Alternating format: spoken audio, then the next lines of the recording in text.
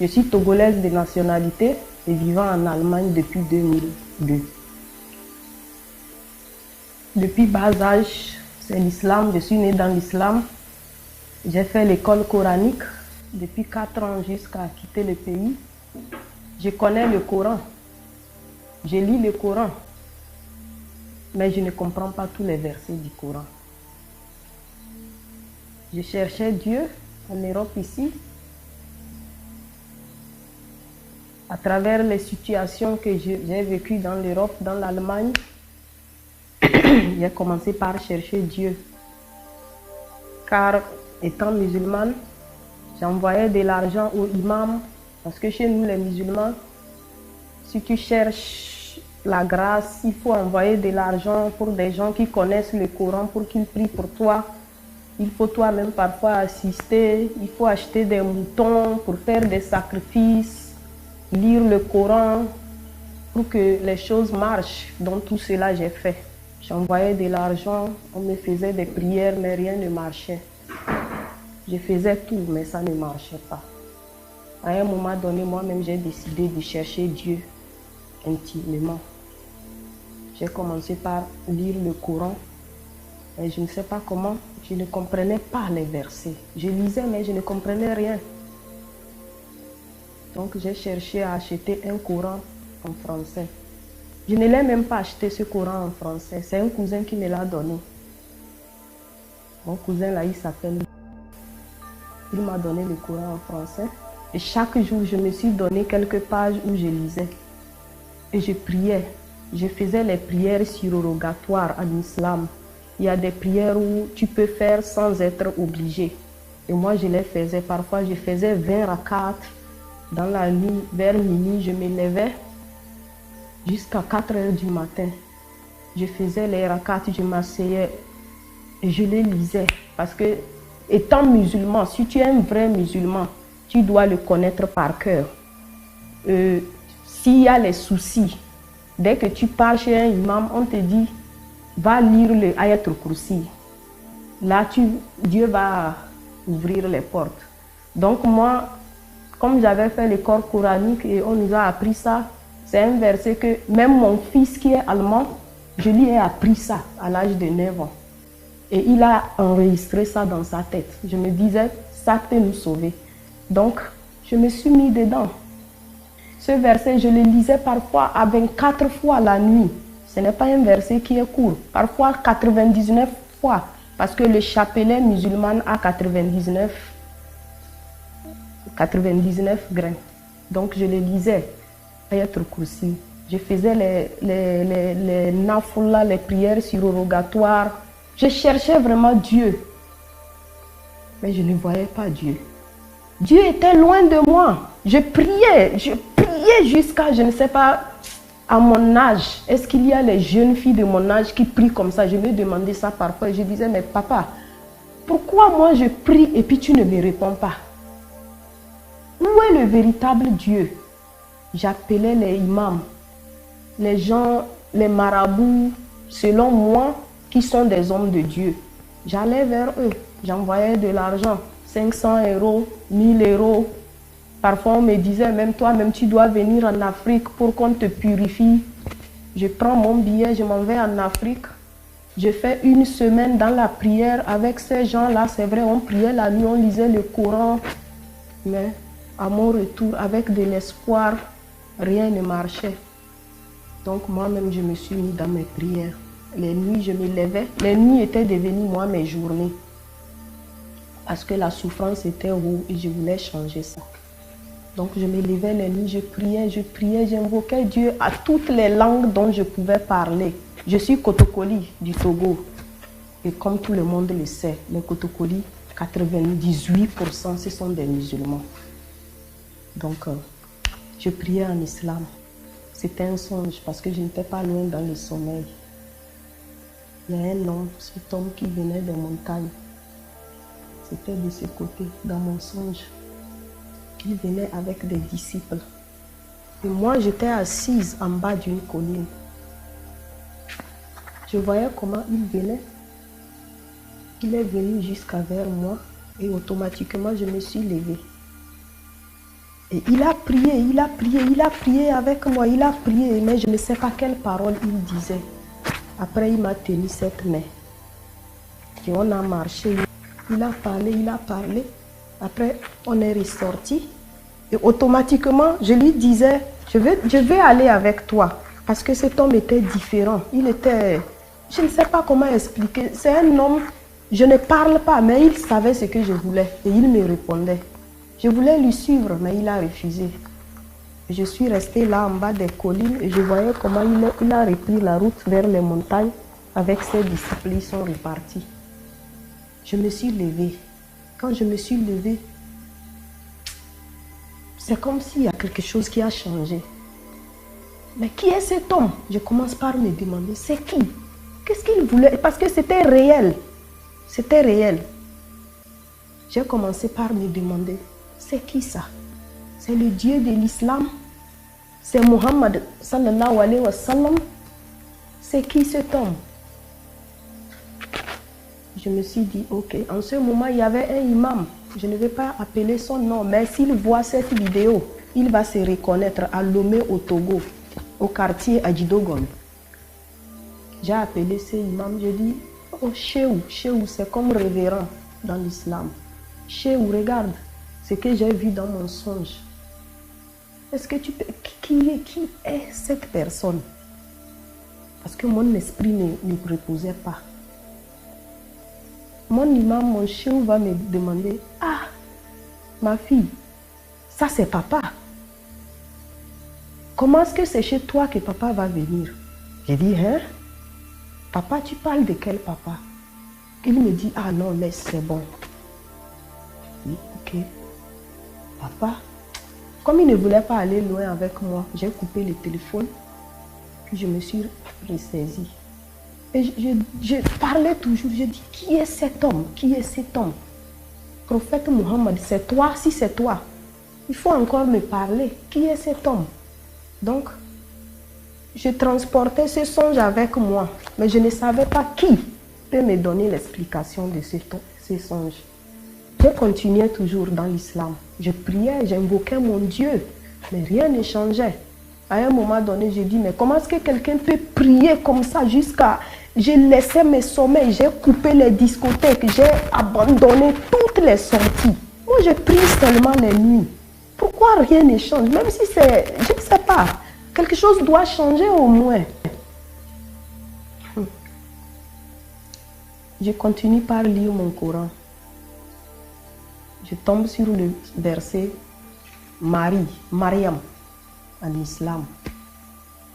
Je lisais le verset. J'arrive à un moment donné, le verset me parle de Marie.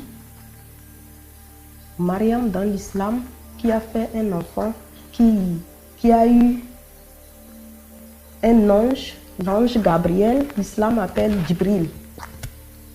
Ange Djibril, Gabriel vient la dire, tu auras un enfant, tu vas tomber enceinte, tu auras un enfant. Et ce saint, ça serait, Dieu soufflera son Esprit Saint dans ton ventre et tu vas tomber enceinte, tu auras un enfant. Et cet enfant s'appellera Jésus. Et ils ont mis entre parenthèses Jésus, la parole de vérité. C'est le Coran qui m'a dit ça. Dieu souffla son Esprit Saint. Et cet Esprit Saint, entre parenthèses, est Jésus, la parole de vérité. Dans le Coran. Je dis, ok. Je continue. Jésus, la lumière. Je dis, la lumière. Jésus, la lumière. Jésus, la lumière. Une même phrase me décrit beaucoup d'attributs sur Jésus. D'abord, il est le Saint-Esprit. En plus, Jésus, la parole de vérité. Jésus, la lumière. Je vais descendre, mais l'Esprit me ramène toujours en haut. Jésus, la lumière, la parole de vérité. J'ai commencé maintenant par méditer, j'ai dit la lumière. Et moi, ma vie, c'est les ténèbres, ma vie. Je veux la lumière dans ma vie. Ma vie, c'est les ténèbres. Je redescends, mais l'esprit me repousse toujours. Jésus, la lumière, la parole de vérité. J'ai dit, mais je cherche Dieu, le Dieu de la vérité. Si Jésus, c'est la parole de vérité, c'est resté dans ma tête, la lumière. Dans le Coran, Mariam, le Surat Mariam, Yunus, Surat Yunus, Jonas, aussi va revenir me confirmer ça encore. Jésus, la parole de vérité, la lumière. Et le Coran appelle ça en arabe Al-Nour, la lumière, Al-Nour. J'ai dit, je lisais tout ça là en arabe, mais je ne comprenais pas. C'est à travers le français, maintenant, je saisis les choses. Jésus est la lumière. Il est la parole de vérité. L'Esprit Saint que Dieu souffla dans Marie. C'est le Coran. Dans le Surat, verset Marie, Mariam. J'ai commencé par travailler ma tête. Ça a commencé par travailler ma tête. Je continuais toujours à lire le Coran. Je continuais à lire le Coran. Un jour, je tombe sur un autre verset qui me parle de mon ex Azo, qu'il avait eu une conversation avec Dieu parce qu'il recevait les révélations. Et quand il recevait les révélations, à un moment donné, il se doutait. Est-ce que cela venait de Dieu? Donc dans le Coran, Dieu va lui dire, si tu doutes des révélations, va vers les gens du livre. Et puis ils ont mis entre parenthèses les chrétiens dans mon Coran. Tout le monde peut aller chercher dans Surat Yunus. Le prophète Mohammed, notre prophète de l'islam, doutait. Et Dieu va lui envoyer vers les gens du livre, les chrétiens. C'est là où je me suis dit, moi aussi, je commence par douter vraiment. Je ne doute pas du Coran parce qu'il y a la parole de Dieu dans le Coran. Mais il faut que je cherche un peu qui est Jésus, cette lumière-là, parce que j'ai besoin de la lumière. Donc, ça m'a poussé parce que dans mon entourage, il n'y a que des musulmans. Mes cousins, toutes les connaissances, il n'y a que des musulmans. Je vais aller demander qui. Et je me suis dit, je vais acheter une Bible. À travers la Bible, moi-même, je vais lire et je vais savoir qui est Jésus vraiment. Donc, je travaille je travaille à la caisse dans une entreprise et souvent, il y a les gens qui venaient acheter les choses. Donc, si c'est un peu ennuyant pour eux, ils s'arrêtaient devant ma caisse, ils causaient avec moi, d'autres m'imposaient leurs problèmes et je leur disais, tu sais, tu es de quelle religion? Ils disent, je suis chrétien. Je dis, va acheter la Bible, lis la Bible, Dieu va t'aider. Et il y a une copine qui vient souvent m'attendre, elle me dit, mais toi là, accepte Jésus, toi tu es en train de parler la parole de Dieu aux gens et puis tu dis, tu es musulmane, j'ai coupé contact avec elle. Mariette, si tu me vois, merci pour la Bible que tu m'as donnée. Donc, c'est cette Mariette-là, quand je cherchais la Bible, je ne savais pas où la trouver. Je parlais un jour avec elle et puis elle m'a dit, j'ai une Bible, je vais te donner une Bible, c'est Kina. J'ai dit ok. Et elle m'a amené la Bible, elle me l'a mis dans ma boîte postale. Je suis revenue du boulot, j'ai trouvé la Bible. J'ai pris la Bible, je l'ai mis sur ma table au salon. Mais je ne l'ai jamais ouverte. Et pourtant, ça me poussait toujours à chercher qui est Jésus. Mais moi, j'allais vers mon Coran. J'avais le Coran sur la table et la Bible aussi, les deux. Mais je faisais toujours l'islam. Jusqu'à un jour, j'ai fini de faire mes ébullitions. Parce qu'en islam, nous on fait les ébullitions pour prier. J'ai fini de faire mes ébullitions. Je m'en vais commencer, j'ai appelé parce que pour prier, il faut faire une appel. Donc j'ai fait cet appel de l'islam, j'ai commencé ma prière. J'ai mis ma tête. Dès que tu pries, tu mets la tête par terre. J'ai mis ma tête, je commence par faire en même temps. Subhana Rabbi Allah wa bihamdihi. Ça, on fait ça 3 fois. avant de se lever. Mais pour vous dire la vérité, moi je ne connais pas tout ça là, ce que ça veut dire, parce que je ne comprends pas l'arabe. Mais je connais, on m'a appris comment prier. Donc toutes ces choses-là, je les récitais. Il y a certaines que je comprends, mais il y a certaines choses que je ne comprends pas. Donc, je mets ma tête en même temps, je fais Subhan Rabbi al-Ala wa bi amdihi. Je vois la croix de Jésus. Je me lève. Ça m'a fait comme si quelque chose ne va pas. Je me suis levée, je me suis assise. J'ai dit, ce n'est pas possible. Je me relève, je m'assois et je fais Assalamu alaikum wa rahmatullahi. Je tourne ma tête de ce côté comme dans la prière islamiste. Je vois encore la croix. Je me suis levée. Ma maison est devenue comme partout, c'est la croix. Je me tourne, c'est la croix. Je ne pouvais plus continuer la prière. Je me suis levée, allée vers ma table. Je me suis assise là-bas. Et la Bible, elle était là, mais je ne l'ai jamais touchée. Ça m'a bouleversée. Je suis partie me coucher. Mais après, je me suis encore levée. Et ça me poursuivait. Même quand je ferme mes yeux, je voyais la croix. Je me suis dit, je deviens folle ou quoi? Qu'est-ce qui ne va pas avec moi? J'ai continué les prières islamistes. Je ne sais pas qu'est-ce qui me poussait. Je n'arrivais pas à toucher la Bible. Et pourtant, je voulais chercher qui est Jésus. Et l'histoire de la croix là me poursuivait jusqu'à un jour. J'étais là, j'ai dit, il faut que je prenne la Bible pour lire, pour voir vraiment qui est Jésus. J'ai pris la Bible, j'ai ouvert la Bible et je crois que je suis tombée sur Matthieu. J'ai lu cette nuit-là la Bible jusqu'à... Je n'ai pas regardé l'heure. À un moment donné, je voyais qu'il faisait tard, 4 heures, je ne sais pas. Ça m'a apaisé le cœur. Ça m'a vraiment apaisé le cœur que je me suis... J'ai passé des heures sans savoir. Après, je suis partie me coucher. Je suis partie me coucher. Je continue. C'est là où j'ai commencé par chercher sur Jésus. J'ai commencé par lire la Bible, mais je ne pouvais pas abandonner l'islam. Maintenant, je faisais les deux, la Bible et le Coran. La Bible et le Coran. Je commençais maintenant par... Je ne sais même pas qu'est-ce qu'il faut faire. Mon esprit était agité. Un jour, je finis de prier. J'ai pris l'islam et puis j'ai pris la Bible. J'ai fini de prier. Je suis partie me coucher. Je vois un songe parce que je ne dormais pas. Il y a 2 terrains de football qui vont arriver. Il y a un terrain qui vient de ce côté et puis il y a un autre.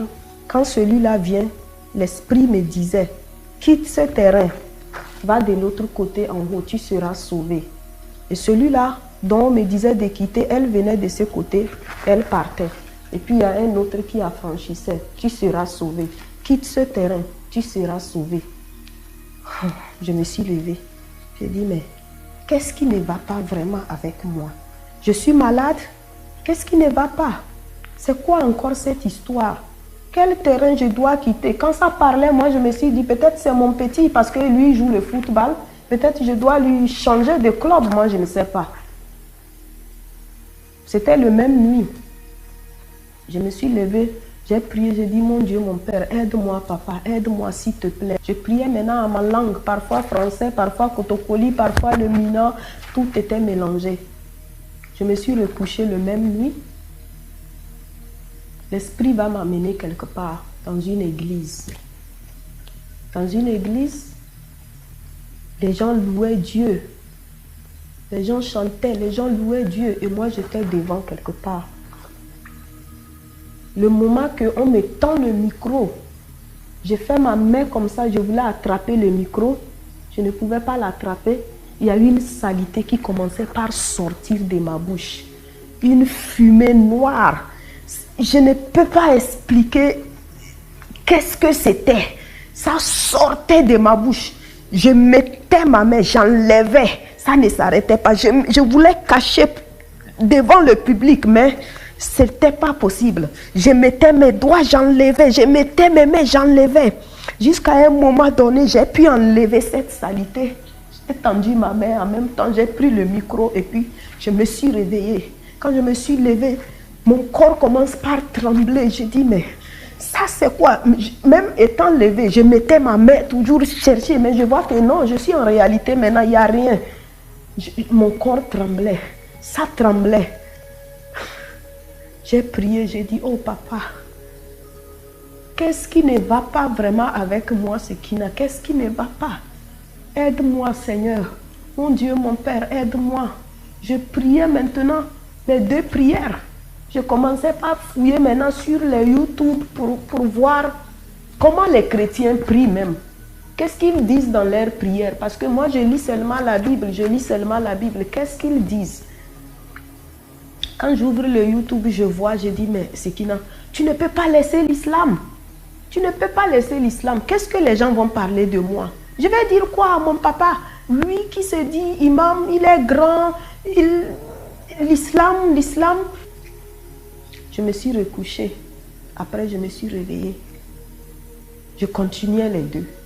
Je dis, vraiment, mon Dieu, si tu es vraiment le Dieu qui est de la Bible, si c'est toi le véritable Dieu, fais-moi encore un signe. Je vais aller me coucher un jour. C'était comme un songe parce que tous ces moments, moi je ne dormais pas beaucoup. Si je dors, c'est 2 heures, 3 heures, ça me suffit. Si c'est plus que 4 heures, c'est comme si je manque certaines choses. Il faut que je me lève. Donc je m'en vais me coucher. D'un coup, c'est une lumière. Une lumière. Ça venait aussi de ce côté. Une lumière forte. Ça avait une forme de la croix. Ça venait comme ça me frappait les yeux et puis ça repartait. Ça venait, ça me frappait les yeux, ça repartait. Parfois, c'est dans le songe, mais je vais ouvrir mes yeux, mais je n'arrivais pas à ouvrir mes yeux. La lumière était forte, une lumière blanche, ça n'a pas de couleur. Je me suis isolée de tout le monde.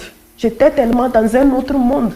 Je parlais maintenant à chaque seconde qui me venait à la tête. Mon Dieu, aide-moi. Le Dieu de la vérité, c'est toi que je cherche. Toi, le Dieu de la vérité. Je ne sais pas où tu es, mais c'est toi que je cherche. Que tu sois, je ne sais pas où. Montre-moi encore. Je priais. Cette lumière-là m'a frappé les yeux 3 nuits. À un moment donné, je commençais par sentir que cet œil commençait par ne pas être bien. Je me suis levée la nuit là. J'ai prié et je voyais déjà clair. C'était clair que c'est Dieu qui me parlait. Parce que quand la lumière me frappait, ce n'était pas de ce monde. Je ne sais pas comment l'expliquer. Mais c'était une autre réalité. Ce n'est pas explicable. 3 jours après, j'étais troublée, mais j'ai commencé par accepter Jésus-Christ dans mon cœur. Mais je ne pouvais pas dire à quelqu'un. Je lisais toujours la Bible. Je commençais encore par m'enfoncer dans la Bible. Je lisais. Et le Coran aussi. Je faisais maintenant les 2. Un jour, je me suis dit que je suis malade. Peut-être que je suis malade. Il faudrait que peut-être j'appelle, comme je ne veux plus appeler mon chéou pour lui demander les prières, je vais appeler un prophète que j'ai vu, c'est un ex-musulman.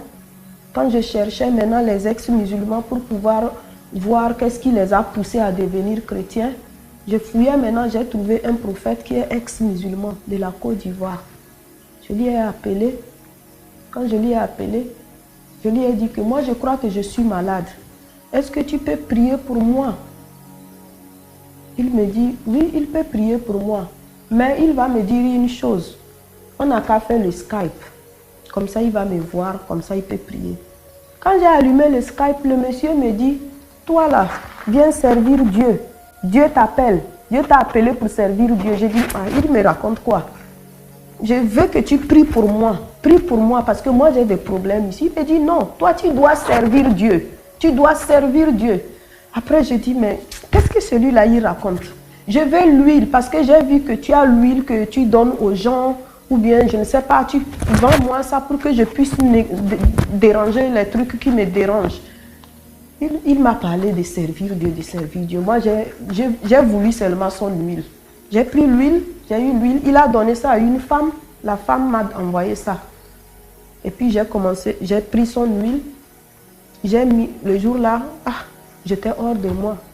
J'ai mis l'huile sur ma tête, je parlais maintenant, j'ai dit, je dégage tous les esprits qui me dérangent maintenant, je neutralise tout.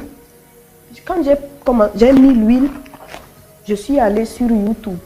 Le moment là, je commençais par regarder, comme je vérifiais les trucs, je voyais les femmes qui prêchaient, mais la femme qui m'a attirée, que je pouvais un peu comparer à l'habillement de l'islam, c'est l'habillement qui m'a poussée à cliquer sur la vidéo de Maman Béatrice Malouma. J'ai vu comment elle était habillée, j'ai dit, mais celle-là, elle est chrétienne et puis elle est habillée comme les musulmanes comme ça, je vais écouter ce qu'elle parle. Donc, j'écoutais ces messages parfois, mais ce jour-là, excusez-moi, moi je vis en Allemagne, mon français n'est plus correct. Ce jour-là, j'ai mis l'huile du prophète sur ma tête, j'ai pris la vidéo de Maman Béatrice Malouma, donc je pousse souvent vers le milieu pour écouter à peu près qu'est-ce qu'elle disait. J'ai poussé en même temps, elle parlait, l'onction brise le youg. Et je me vois à terre, je suis tombée par terre. Je suis tombée par terre. Je ne pouvais pas me bouger. Pendant une heure et demie, je voyais mon téléphone à côté, mais ma main ne pouvait pas toucher mon portable. Je suis restée là-bas jusqu'à un moment donné. J'ai pu maintenant toucher mon portable et puis j'ai essayé d'appeler maintenant le prophète où j'ai commandé de l'huile d'onction. Mais lui n'était pas là. C'était la secrétaire qui me dit, après il va te rappeler, il n'est pas là. J'ai dit ok, mais déjà que je commence par me retrouver, c'est ok. Donc, ce moment-là, j'ai commencé maintenant par suivre les vidéos de Maman Béatrice Malouma de temps en temps. Mais mes prières, je les continuais, les 2 prières. Un jour, je suis encore sur une de ces vidéos. Elle va parler de... En même temps, elle parlait, fais de l'Éternel de tes délices. Il te donnera ce que ton cœur désire. Quand j'ai écouté ça, j'ai dit... Quel Éternel. Moi, maintenant, je dois quitter l'islam pour accepter Jésus. Donc, j'ai en même temps fermé le YouTube. Et je suis restée. La Bible était de mon côté de lui. Je suis restée là. Mais en esprit, je n'étais pas dans moi-même. Pour moi, il y avait une peur. Tu peux quitter l'islam comme ça. Tu es né dans l'islam. Il y avait maintenant une honte. Tu vas dire quoi à tes amis, à tes frères, à tes cousins, à ton père? Tu vas aller dire quoi? Non, ça ne peut pas aller. Ma vie était devenue maintenant que la prière. Seulement la prière. Même pour écrire SMS que les gens m'écrivent, les copines, c'est comme une perte de temps. Parce que moi, je parlais, je dis, je cherche le véritable Dieu, le Dieu, le Créateur. Et je précisais mes mots. Je dis, toi qui as fait les cieux et la terre et ce qui est entre eux, c'est toi que je cherche. Où que tu es, montre-moi ta face. Je ne sais pas de quel côté, mais je cherche le Dieu de vérité. Donc, cette fois-ci, j'ai fini de prier. Je m'en vais me coucher. Toujours, je voyais que les croix dans mes songes. Cette fois-ci, j'étais fatiguée. J'étais vraiment fatiguée. Je me suis levée du lit, assise vers mon lit comme ça, de ce côté, de ce côté-là. Je m'assois, je priais, mais fatiguée. Je ne savais même pas qu'est-ce que j'ai raconté, mais fatiguée. D'un côté, en même temps, quelque chose me réveille. Quand je me suis réveillée comme ça, je tourne ma tête de ce côté, sur mon épaule comme ça. Je vois cette image, l'image de Jésus. Cette image de Jésus avec la croix de l'épine sur sa tête. Et cette main-là qui était comme ça. Quand j'ai vu ça, j'ai fait comme ça. Je voulais en même temps encore, je dis, quoi, Jésus? En même temps, l'image est partie. Je me suis levée. J'ai dit, Jésus? Jésus? C'est Jésus qui est le Dieu vérité? Allô, Jésus? Je cherche maintenant, mais il était déjà parti. En même temps, quand je commençais par dire Jésus, Jésus, c'était comme s'il y avait quelque chose mon cœur, je ne sais pas. C'est comme si c'est quelque chose qui a quitté mon cœur. Je ne sais pas comment expliquer. Quelque chose est sorti de moi. Je me suis levée. J'ai dit, oh, moi je ne peux plus prier avec le courant. Ça, c'est l'image de Jésus que je viens de voir. Je ne peux plus prier avec le courant. Moi, je demande beaucoup de signes de Dieu. Et puis, je vois les croix, les lumières qui me frappaient. Et je ne priais pas au nom de Jésus ou au nom de Mohammed ou au nom de qui que ce soit. J'invoquais juste le Dieu de la vérité. Je me suis levée, j'ai fermé mon Coran.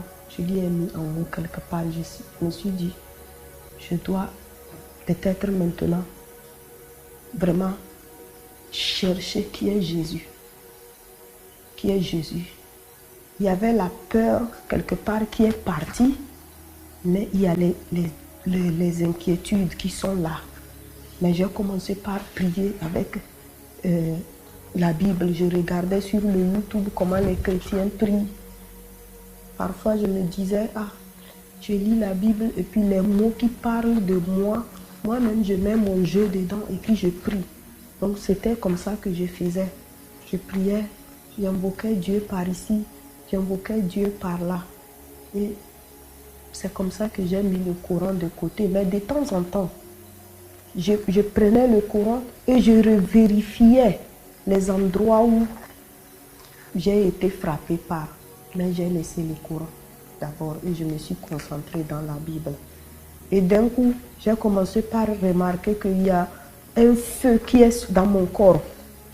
Même quand je vous parle maintenant, souvent ici, là, ça me brûle sur mon cou comme ça, dans mes mains, ça brûle.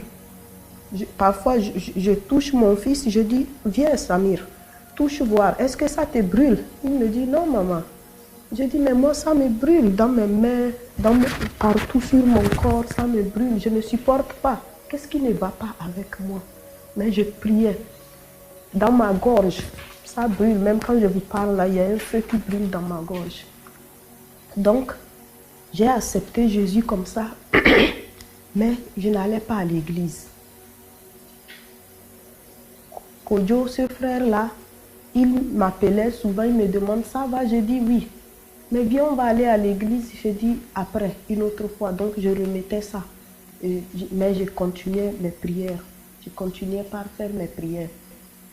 C'est comme ça que je suis tombée sur une vidéo, Église universelle. On parlait de la foi d'Abraham. Abraham a été puissant jusqu'à... Il est parti vouloir sacrifier son fils Isaac. Et ça m'a touchée. J'ai dit, oh, comment quelqu'un peut avoir une foi jusqu'à son propre l'unique fils? Il va aller sur la montagne et lui sacrifier. Est-ce que moi je peux avoir cette foi aussi d'aller me présenter dans une église devant les gens pour dire ce que j'ai vécu? Est-ce que je peux avoir cette foi-là, mon Dieu? Aide-moi si c'est ce que tu veux de moi. Aide-moi, oriente-moi parce que je n'ai plus de volonté, moi. Depuis ce moment, je ne peux plus me fâcher. Même si mon enfant me fait quelque chose et puis je lui donne un coup, je vois que mon corps tremble. C'est comme si, pourquoi tu fais ça? C'est par amour. De toute façon, la voix me dit c'est par amour. Même mon petit frère, il fait des conneries avec de l'argent. Quand je vais me fâcher, je lui gronde. La voix me répète en même temps, c'est par amour, c'est par amour. Si tu fais ça, tu ouvres les portes, c'est par amour. Et je me ressaisis. Donc quand j'ai écouté la foi d'Abraham prêcher sur le YouTube, je me suis dit, ok, je vais aller faire une offrande dans l'église. Et l'église, ce n'était pas à côté de moi, c'était 1h30 comme ça, chez moi, Munich. J'ai dit, il faut que je fasse ça. Et en même temps, Dieu me dit encore, les choses commencent par se gâter dans ma vie, par ici, par là. Dieu me dit en même temps, tu as honte de moi, j'aurai honte de toi. Cette phrase venait toujours. Si tu as honte de moi, j'aurai honte de toi. Si tu as honte de moi, c'est là où je me suis levée un bon matin. Je me suis dit, je vais aller à l'église. Je vais aller à l'église pour faire un don pour que Dieu me donne la foi d'Abraham.